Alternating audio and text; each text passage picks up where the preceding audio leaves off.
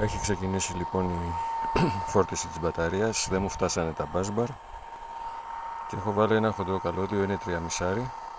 Εάν θα το κάνετε εσείς αυτό, να ξέρετε 3,5. Το προτιμότερο είναι τα μπάσμπαρ. Αλλά τη στιγμή που δεν υπάρχουν μπάσμπαρ, το καλύτερο είναι το 3,5 το καλώδιο. Λοιπόν, έχει ξεκινήσει η φόρτιση της μπαταρίας.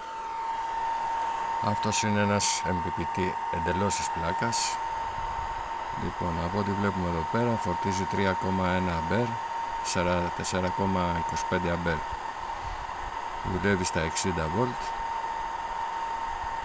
στα 4,2 βατ. Η φόρτιση όμως, ίσως επειδή ήταν και φορτισμένες οι μπαταρίες, γίνεται υπερβολικά γρήγορη. Ήδη στο πορτόμετρο, στο πολύμετρο, βλέπω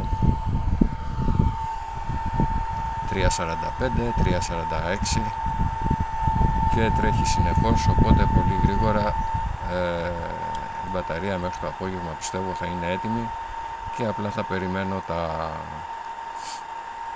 το balancer για να της κάνω και το top balance.